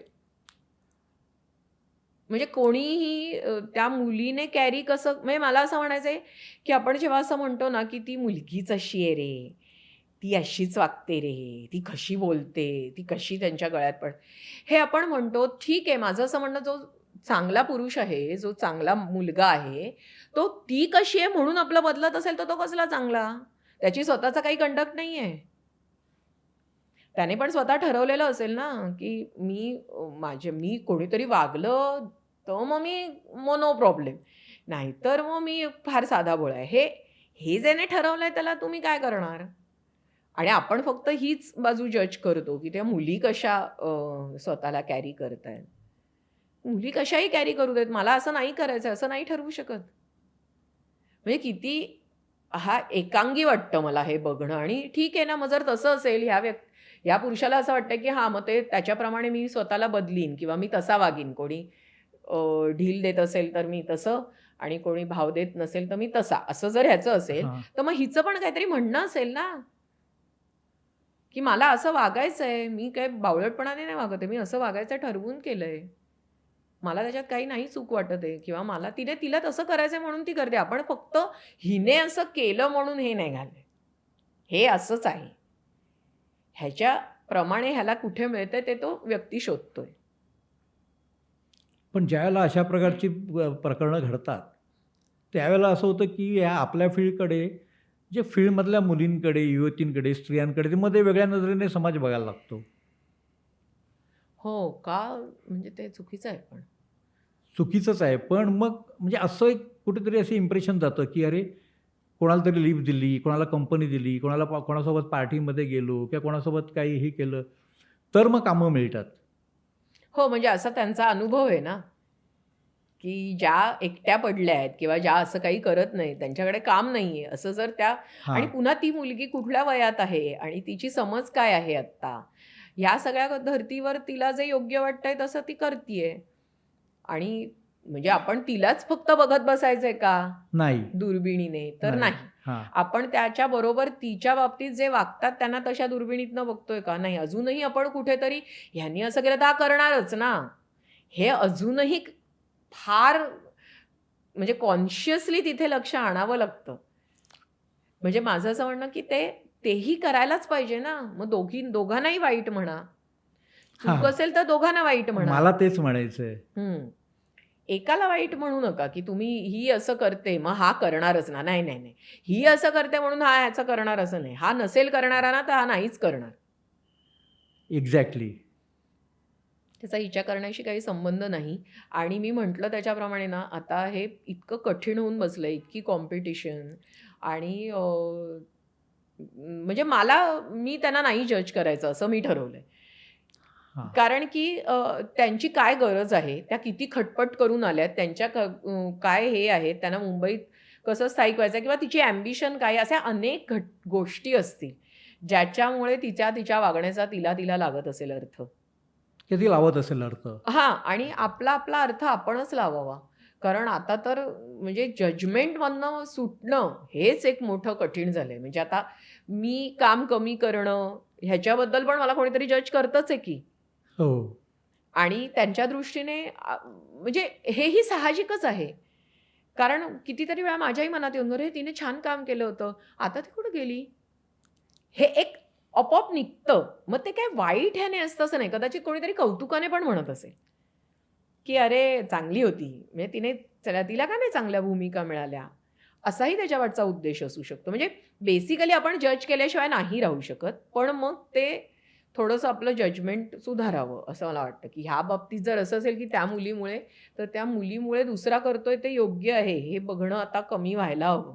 हे व्हायला म्हणजे त्याच्यावर आपल्याकडे फिल्म्स वगैरे पण येऊन गेले आहेत, की तुम्ही मुलींना जज करून हे ठरवू नका. खरं आहे. कारण जो करायचं ते वाईट वागायचं, छछोर वागायचं ते लोक कुठल्याही परिस्थितीत वागतातच. मग त्या काही जणी हँडल करतात, काही जणी नाही करत, काही जण दुर्लक्ष करतात. ते त्या सिच्युएशनप्रमाणे ठरतं. तर आता आपण रॅपिड फायर घेतोय. बघूया तू काय, कशी उत्तर देते, काय निवडते आणि एखाद्या उत्तराला जर वाटलं सविस्तर सांगावं. हं. सुखी माणसाचा सदरामधली काऊ की लवंगी मिरचीची राधा का? नाही सांगू शकत. दोन्ही ॲक्चुअली माझी प्रत्येक भूमिकाच माझ्या फार काय म्हणतो ना एकदम जवळची आहे. खूपच म्हणजे. दोन्हीचे प्रकारच वेगळे आहेत. म्हणजे 2 सारख्या-सारख्या असत्या तर कदाचित मी अ, त्याच्यात काहीतरी निवड केली असती. पण 2 अगदी वेगवेगळ्या भूमिका आहेत. काऊ वेगळी आहे आणि ही वेगळी आहे. पण तू राधा का साकारताना कोल्हापुरी भाषा वगैरे? हो, मला खूप छान तेव्हा अनुभव आला आणि एक नवीन गोष्ट शिकायला मिळाली राधाक्का करताना. कारण तिकडचा तो भाषेचा सगळा लहेजा आणि ते मला आवडलं शिकायला. कारण म्हणजे आधी समजत नव्हतं असं का आपल्याला जमत नाहीये. ऋषिकेश सुराई म्हणून जो आमचा हां. लेखक होता तिकडे, त्याला खास संगीत कुलकर्णी सरांनी हां. मुद्दामून सेटवर ठेवलं होतं, की "तू यांना दाखव, की कसं बोलायचं." तो अच्छा. हां. तिकडचा असल्यामुळे. हां. आणि मग तो मला कळायचंच नाही, की अरे काय मला कळतंय, की हा छान म्हणजे वेगळं बोलतोय आणि आपल्याला तसं का नाही येतंय? मग सगळ्यात आधी मला संगीत सरांनी सांगितलं, की तो खूप त्यांचं बोलणं आहे ना सरकं नाही एकदम आणि आपण निवांतपणे बोलतो. तर मग तो एक बदल लक्षात आला. मग असं करत, करत, करत मग ते आपण आपण काय करतोयस असं आपण म्हणतोयस. पण ते ते काय करायलायस? असं इतकं म्हणजे श्वासच घेत नाहीत मध्ये. हां.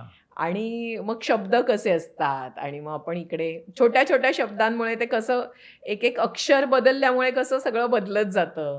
असं सगळ्या तिकडे गोष्टी मला शिकायला मिळाल्या राधाक्काच्या वेळेला. हां. आणि काऊच्या वेळेला कशी ती कविता आणि ती कशी एक एक अशी एक गंमतशीर बाई आहे आणि म्हणजे काय आपण म्हणतो ना विनोदी प्रकरण आहे ते जरा सगळं असं.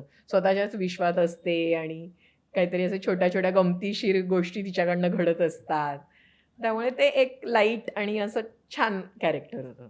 ते छोटा पडदा की रंगभूमी? रंगभूमी. आता तुला मी हे करतो थोडंसं आपलं जरा फन आहे. फन म्हणजे हे तू राजापूरची आहे म्हणजे कोकणातली आहे म्हणून विचारतो तुला आणि माझ्या माहितीप्रमाणे तुझ्या म्हणजे बाबांचं राजापूर एस-टी स्टँडला बटाटा वड्याचं हे होतं ना? कॅन्टीन आहे मोठं. रेल्वेचं कॅन्टीन आहे ते बाबांचं आहे माझ्या. बाबांचं आहे का? हां. घेतलेलं आहे म्हणजे रेल्वेचं आहे ते, हां. पण ते माझ्या बाबांनी चालवायला घेतलंय. हां, म्हणून विचारतो की घावणे की वडापाव? ॲक्चुअली मी वडापाववाली फार नाहीये म्हणजे असं. हां. खूप असा मला कधीतरीच खावासा वाटतो असा वडापाव आणि घावणे पण आमच्याकडे घावणे एवढे फार नाही बनत. पण मला आवडतात.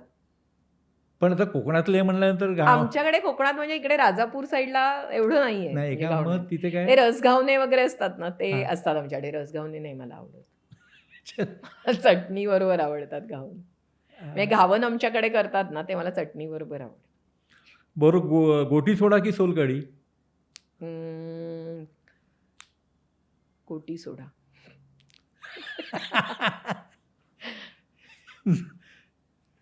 सोलकढी पण आवडते, पण म्हणजे असा तो जेवणाचा प्रकार आहे ना, जेवणातला प्रकार आहे. हां.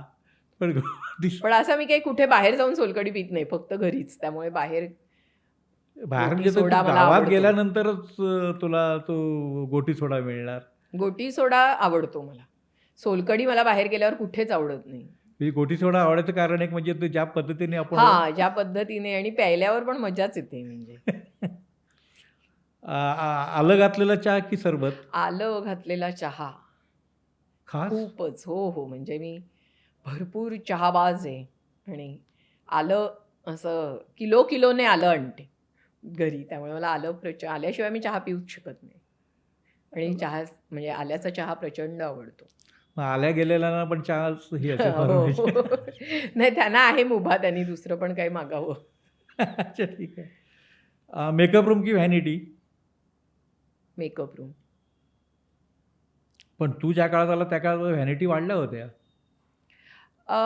नाही म्हणजे व्हॅनिटी आता मला वाटतं एक 15 वर्षात, पण तरी एक स्थिर स्थावर जर तुमचं युनिट लागलेलं असेल, तर जनरली मेकअप रूमच असते.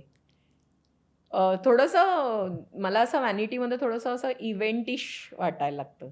आपण जे काम करतोय ते काहीतरी इव्हेंट आहे का? किंवा असं एक मला त्याच्यात वाटत असतं. पण म्हणजे मला मेकअप रूम जास्ती कम्फर्टेबल वाटतं. पण मेकअप रूम कुठली जास्त जवळची वाटते, की म्हणजे सिरियलच्या सेटवरची की रंगभूमीची? रंगभूमीची तर खूपच जिव्हाळ्याचा विषय आहे. पण सीरियलची पण तुम्ही त्या रूममध्ये आल्यावर तुम्हाला असं एक छान बरं वाटतं, की अरे, तो एक निवांतपणा मिळणार आहे आता. असं एक लगेच त्या 5 मिनिटासाठी का होईना, पण ते लगेच वाटतं आत आल्यावर आणि मग ती सवयीची झालेली असते. हां. त्यामुळे तुमचं सगळं जुळून गेलेलं असतं त्याच्याशी. आणि नाटकाची तर फारच आवडते मला, कारण तो एक माहोल मेकअप रूमपासूनच सुरू होतो. म्हणजे त्या झोनमध्ये तुम्ही तिथूनच जायला सुरुवात होते. शिवाजी मंदिर की दीनानाथ? दीनानाथ. काही खास कारण आहे? खास कारण असं नाही, पण म्हणजे शिवाजी मला आवडतं, पण मला शिवाजीला प्रयोग एवढा हल्ली रंगतो असं वाटत नाही. जसा दीनानाथला रंगतो. पूर्वी शिवाजी मंदिरला फार छान व्हायचे प्रयोग. पण आता असे गेल्या काही वर्षात शिवाजीचा प्रयोग असा मला नाही बघायलाही नाही आवडत आणि करायलाही तेवढी मजा नाही येत म्हणजे. जसा दीनानाथचा येतो. सिंगल स्क्रीन, मल्टिप्लेक्स की ओ-टी-टी? मल्टिप्लेक्स किंवा सिंगल स्क्रीन. ओ-टी-टी नाही. मग सिंगल स्क्रीनच्या काय आठवणी? राजापूरला थिएटर होतं? नाही म्हणजे माझा जन्मापासून सगळं मी मुंबईतच मुंबईतच आहे. आहे. मुंबईतलं सिंगल स्क्रीनचं थिएटर. हो, कितीतरी म्हणजे आठवणी. म्हणजे साधारण ऑलमोस्ट एक 10वी पर्यंत तरी माझ्या सिंगल हो. स्क्रीनच होते. म्हणजे यायला लागले होते. हां. पण एक 8वी मल्टिप्ले 9वी पर्यंत. हां. पण सिंगल स्क्रीन होते आणि छान होतं. म्हणजे तेव्हाही ते तितकंच थ्रिलिंग आणि टाळ्या शिट्या. मजा वाटायची, की आपण फिल्म बघायला गेलोय आणि मला मुळात तो एक्सपिरियन्स म्हणूनच सगळं आवडतं. म्हणजे मी आत्ताही कोणीही काहीही सांगितलं आणि किती पैसे वाचतील असं सांगितलं, तरी पण मी नाही म्हणजे नाही बघत फिल्म टीव्हीवर. हां. म्हणजे जोपर्यंत मला पर्याय राहत नाहीये, तोपर्यंत ठीक आहे. पण हां. मला बाय चॉईस जी फिल्म रिलीज होणार आहे ती ह्याच्यावर बघायला नाही आवडत. जर मला बघायची असेल तर मी ती थिएटरलाच जाऊन बघते. मी बघायची नाहीये ती मी ओ-टी-टीवर लागली आहे म्हणून पण नाही बघत. कारण मला तो अनुभव आवडतो. तो काळोख, येस. तो पॉपकॉर्नचा, नॅचोसचा तो सगळा वास, हां. समोस्यांचा वास, ते काळोख झाल्यानंतर प्रोडक्शनचं नाव येण्यापासून ते टायटल्स आणि तो सगळा मला अनुभव म्हणून मला फार आवडतं आणि मला असं खूप वाटतं, की म्हणजे हा ज्याचा त्याचाच प्रश्न आहे पुन्हा, की प्रत्येकाला पैसे खर्च किती करावेत, हा झेपतोय किती, हे सगळं बरोबर आहे. पण आहे ना शेवटी कुठेतरी मला असं वाटतं, की जर तुम्ही ह्याला सपोर्टच नाही केलात, तुम्ही फिल्म जाऊन बघितली नाही, तर ते का बरं त्यांनी करावं? ते तेवढं ग्रँडर जे आहे, ते त्यांनी एवढं काहीतरी त्याच्यात ओतलंय ना, तर ते बरोबर आहे. शेवटी त्याचं चीज कधी होणार आहे? जेव्हा तुम्ही त्याला जाऊन बघाल आणि त्याचं काहीतरी म्हणजे चांगली फिल्म तुम्ही तुमच्या चॉईसने बघा. तुम्हाला जे योग्य वाटतंय ते बघा. पण सगळ्याला एक सरसकट नाही रे, ओ-टी-टीवर येईल रे, तेव्हा बघू किंवा त्या खर्चात आपण 10 जण म्हणजे बघू आपण 10 जण. हा म्हणजे पैसे असताना म्हणते हां मी. हां. पैसे नसताना हा विचार करणं योग्य आहे. पण काहीच प्रॉब्लेम नाही आणि तरीसुद्धा घरीच बसून बघायचंय आणि बघायचंय पण. तर असं नका करू. म्हणजे माझं असं म्हणणं थोडंसं करा ना, म्हणजे ॲप्रिशिएट करा ना, सपोर्ट करा ना थोडासा. कारण मोठं काम घेतलंय, म्हणजे सोपं नाहीये ना ते नाही, नाही, करणं. तो नाही. खर्च, ती उठाठेव, ती खटपट, हे खूप काहीतरी झाल्यानंतर त्या व्यक्तीने त्या समूहाने ते बनवलंय. तर थोडंसं या ना तुम्ही. तुमच्यासाठीच आहे ते. कारण त्यांनी कसं करावं मग? बरोबर आहे. काय काय हरकत आहे तुम्ही तो अनुभव घ्यायला आणि तुम्हालाही मजा मिळेल. तुम्ही त्या विश्वात बंदिस्त होता. घरी आपण अरे कुकरची शिट्टीच वाजतीये, मिक्सरचा आवाजच येतोय, अरे गॅस बंद करून येतो. अरे त्याने काहीतरी एक सलग अनुभव दिलाय ना तुम्हाला, त्याच्यासाठी त्याने मेहनत घेतलीये. तर म्हणजे जेव्हा शक्य आहे तेव्हा हे जरूर करा, असं मला खूप वाटतं. नका असं बघू की कारण आपण हजारो रुपये असे उडवतो. मग गेले एक ₹400, ₹300 तर मिळतील ना त्यांना. त्यांना अजून एक पुढचं काहीतरी चांगलं काम, जे चांगलं काम करतायत त्यांना तर करा सपोर्ट. अगदी बरोबर आहे. मग तुम्हाला नाही आवडत आहे ते तुम्ही जरूर मांडा. नाही आवडत आहे त्याला नका करू. पण जे आवडतंय ते घरात बसून नका बघू. थोडंसं मी तुला यालाच धरून विचारतोय, की म्हणजे सिंगल स्क्रीन म्हणजे थिएटरमध्ये गेल्यानंतर जे हाऊसफुल गर्दीचा तो फील हे त्याच्यात एक त्यासोबत आपण जो सिनेमा बघतो ते तुला जास्त आवडतं म्हणजे? हाऊसफुल असं नाही, पण मला आवडतं असं. कारण ना मला असं तिथे अ, मी अशा कोणाबरोबरही नाही जात, की जो माणूस काहीतरी चालू असताना सतत आपल्याशी बोलतोय.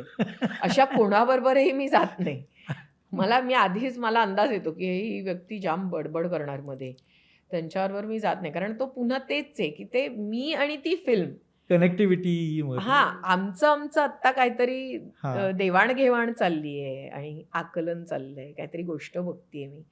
तर ते कोणी आजूबाजूला असलं नसलं तरी सुद्धा मला ते त्या काळोखापासून मी म्हटलं तसं मला सगळंच आवडतं त्यातलं. त्याच्यामुळे तो आवडीचा मी जसं चहा म्हटलं तसं माझं फिल्म हे फार म्हणजे नाटक, फिल्म हे सगळं तुम्ही त्या अनुभवासाठी जाता ना, फक्त ती गोष्ट नाही आहे, जी कुठेही कशीतरी बघितली, झाली असं असं करू नका. म्हणजे ते थोडा मान पाहिजे हां. आणि थोडं अटेन्शन दिलं पाहिजे त्या गोष्टीला जर कष्ट गेलेत तिकडे तर. सेटवर घरचा डबा की सेटवरचं जेवण? घरचा चहा पण मी घेऊन जाते. अच्छा. हो, म्हणजे ती जी काही रेडी मिक्स पावडर वगैरे असते त्याचं सगळे हां. ती केटल आणि ते कप आणि तो सगळं घेऊन काही सेटवरचं खात नाही आणि पित नाही. पाणी सोडून. ड्रायव्हिंग सीट की शेजारची सीट? ड्रायव्हिंग. ऑल्वेज? आता तू कोकणातला आहे म्हणून, पण मला माहीत नाही तू हे करते की नाही. कोलंबी फ्राय की बांगडा फ्राय? नाही, मी व्हेजच आहे. कंप्लीट. अंड पण नाही. मग हा प्रश्न येतच नाही. नाही. पण कोकणातले म्हटल्यानंतर हा प्रश्न येतो ना. हां, पण म्हणजे आम्ही नाहीच खात. तुला शेवटचा प्रश्न करतो. तुला समुद्र इतका का आवडतो? मला समुद्र आवडतो असं मी कुठे म्हटलंय का? हो. हो. मला आवडतो, पण मला म्हणजे निसर्गच आवडतो मला पूर्ण. समुद्र असं नाही काही. हां, जेवढा समुद्र आवडतो, तेवढा डोंगर आवडतो, तेवढं जंगल आवडतं. हां. निसर्ग निसर्गप्रेमी खूप आहे. आवडतो. खूप, खूप, खूप. म्हणजे मी अगदी तासनतास बघू शकते. झाडं बघू शकते, समुद्र बघू शकते किंवा डोंगर बघत राहू शकते, डोंगर नदी बघत राहू शकते. मला जर कोणी चहा दिला आणि निसर्ग बघायला सांगितलं, तर मला त्याच्यासारखी आनंद वाटणारी गोष्ट नाही दुसरी. कारण मे बी कोकणात पहिल्यापासून जाणं-येणं असल्यामुळे असेल किंवा असेल, पण एक आहे म्हणजे मला मला ते पटतं जे काही एक आपल्या भारतीय संस्कृतीमध्ये किंवा आयुर्वेदामध्ये आहे, की तुम्हाला हील करणं किंवा तुमच्या मनाला एक अ, शांतता देणं, एखादा अ, जाणीव तुमच्या मनात निर्माण करणं, ह्या सगळ्याची खूप मोठी ताकद निसर्गात आहे. म्हणजे ते जेव्हा तो एखादा माणूस निसर्गाकडे जायचा प्रयत्न करतो किंवा त्याला अटेन्शन देतो, तेव्हा ते होतंच. ज्यांच्या बाबतीत होत नाही त्यांच्या बाबतीत ती वेळ आली नाही अजून. म्हणजे त्यांनी निसर्गाला तेवढं प्राधान्य किंवा ती हं. ती भेट घडली नाहीये त्यांची. पण मला फार आवडतं म्हणजे खूपच. समुद्र पण आवडतो आणि सगळंच आवडतं म्हणजे. Very good. तर रसिको, अशी ही सृजा प्रभुदेसाई. तू आज आमच्या इट्स मज्जा या लोकप्रिय डिजिटल चॅनलच्या #ठाकूर विचारणार सीझन 2 या कार्यक्रमामध्ये आलीस आणि अतिशय मनमोकळ्यापणे आणि मला वाटतं की तुलाही अपेक्षा नसेल काही गोष्टी मी तुला असं विचारीन असं. हो. सगळ्या गोष्टींवर अतिशय प्रामाणिकपणे उत्तरं दिली. हा शब्द माझ्या मते अधिक महत्त्वाचा आहे. तर तू आली, खूप माहिती दिली. तुझ्याविषयीची माहिती आता जनसामान्यांपर्यंत अधिक प्रमाणात पोहोचणार आहे या माध्यमातून. तू आज इकडे आलीस त्याबद्दल खूप खूप धन्यवाद. तर रसिको, इट्स माझ्या या लोकप्रिय डिजिटल चॅनलच्या हॅशटॅग ठाकूर विचारणा सीझन 2 यामध्ये पुढची सेलिब्रिटी कोण असण्याबद्दल तुम्हाला नक्कीच उत्सुकता असेल. धन्यवाद. धन्यवाद. मराठी चित्रपटसृष्टीमधील latest update, original web series, shows, गाणी आणि एंटरटेनमेंटसाठी आमच्या चॅनलला सबस्क्राईब करा आणि बेल आयकॉन दाबायला विसरू नका.